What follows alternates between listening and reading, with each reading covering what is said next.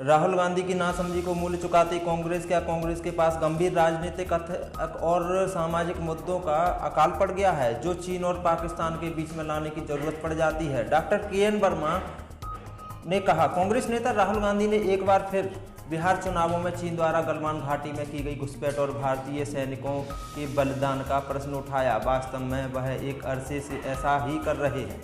उन्होंने बिहार में एक चुनावी सभा में पूछा, प्रधानमंत्री मोदी क्या कर रहे थे जब हमारे सैनिक अपने प्राण गंवा रहे थे? प्रधानमंत्री ने झूठ बोला कि चीन ने हमारे क्षेत्र में प्रवेश नहीं किया है। यह कैसा प्रश्न चिन्ह, यह कैसा आरोप? अचानक घाटी परिस्थिति में जो करना होता है सेना वह करती है। गलवान घाटी में जो संभव था वह हमारी सेना ने किया। अब तो विश्व विदित है कि हमारे बहादुर सैनिकों ने चीनी सेना को मुंहतोड़ जवाब देते हुए उसके कहीं ज़्यादा जवानों को काल कबलित किया। सवाल यह है कि ऐसी परिस्थिति में खुद राहुल गांधी क्या करते? पिछले दिनों हरियाणा में एक सभा में उन्होंने कहा था कि वह होते तो गलवान घाटी में चीनी सैनिकों के 15 मिनट में भगा देते। कितना हास्यास्पद है यह। शायद उन्हें ज्ञात नहीं है कि 1962 में जब जवाहरलाल नेहरू प्रधानमंत्री थे तब चीन ने क्या किया था। तब देश के 3250 सैनिक शहीद हुए थे और चीन ने अक्साई चीन में भारत की हजारों वर्ग किलोमीटर जमीन हड़प ली थी। कितना शर्मनाक था वह।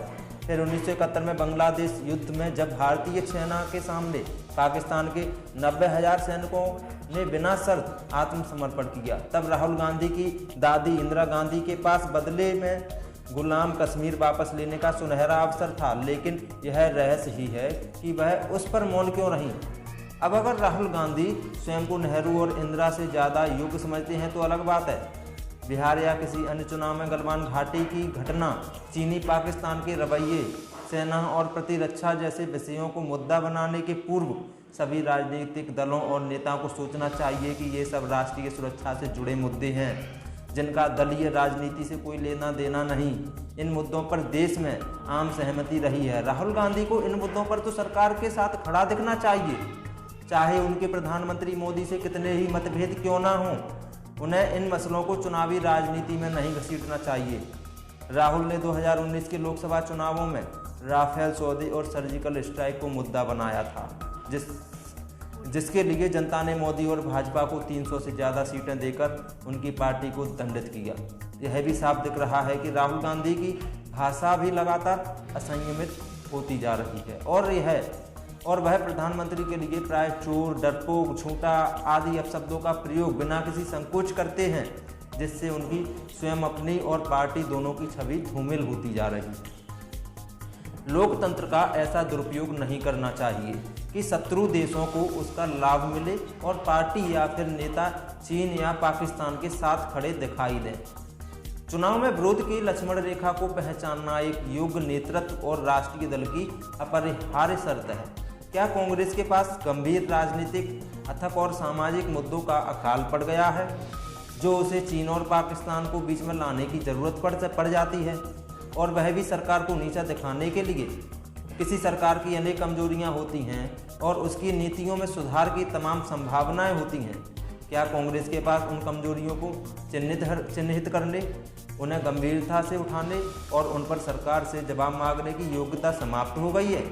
क्या बिहार चुनाव में राहुल गांधी को बिहार सरकार उसके 15 साल के काम का हिसाब और प्रत्येक समस्या के वैकल्पिक कांग्रेस मॉड्यूल प्रस्तुत करने की कोशिश नहीं करनी चाहिए? चुनाव बिहार के हों और आक्रमण केंद्र की मोदी सरकार पर हो, यह तो एक गंभीर रणनीतिक गलती है।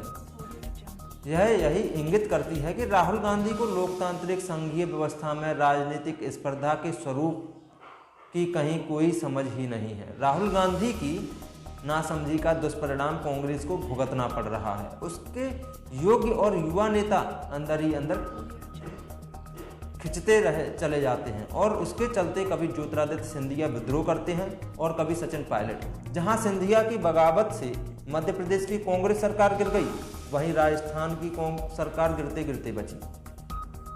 यह मानने के अच्छे भले कारण है कि राहुल गांधी के बचकाने बयानों से पार्टी के अनेक लोगों के स्वार्थ सिद्ध होते हैं, जो दलीय व्यवस्था पर कुंडली मारकर बैठे हैं और पार्टी के सत्तासीन होने पर अनुचित लाभ लेते हैं।